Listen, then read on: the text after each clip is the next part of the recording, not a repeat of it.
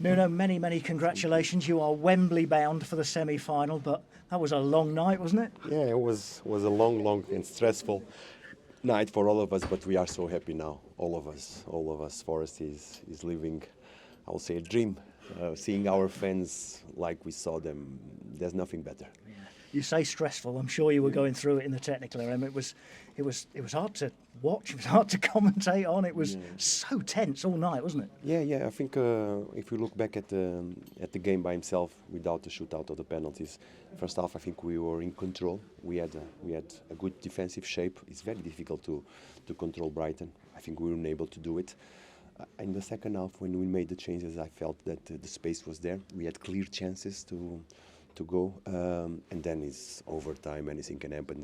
Comes the fatigue, comes the tiredness. Players not deciding so well, both teams, and in the end was Brighton having the chances. But overall, in terms of performance, I think the boys did it really well.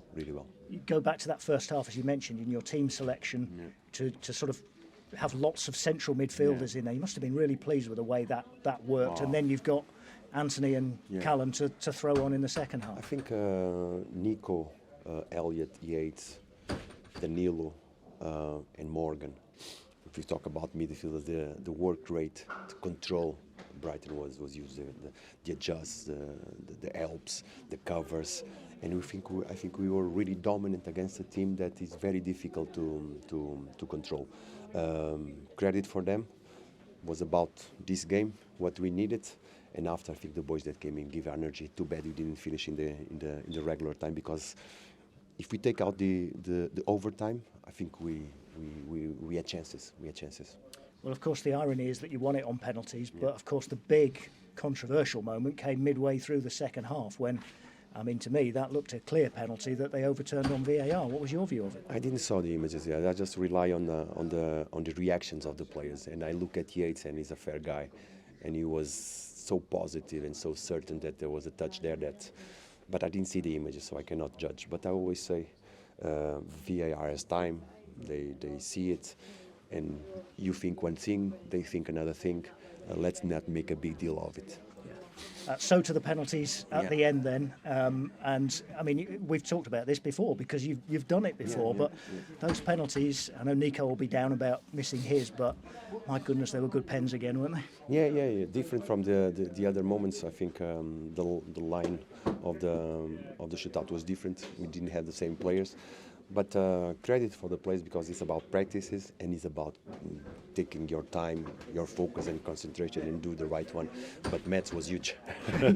Mats makes two great saves again, and then it's Ryan Yates, it's Mr. Forest who steps up and sends you to Wembley. Yeah, it's a huge moment for all of us, especially for Yates.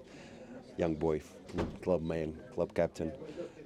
He's got it now because he got a yellow card. He will not be, but he will be there with us supporting. But now let's focus on what we have to focus. It's Tuesday. Yeah, I was going to say Tuesday night, Manchester United, not far away. We saw Morgan Gibbs-White take a heavy collision with the post tonight, and that did seem to hamper him thereafter. How is he? Yeah, we have to assess him. And more than anything, the fatigue. Yeah. Of course, when we have this joy, tiredness goes away faster. So we hope that they can recover. Yeah. And have you heard anything more about Chris Wood? Because he said he was having a scan. What's the latest with him? Not very good. Not very good. Let's we don't dwell on the bad news today because we miss him, and I hope that he can join us soon. Yeah. But overall, today was a good day. Semi-final to look forward to. Oh, it's a beautiful day.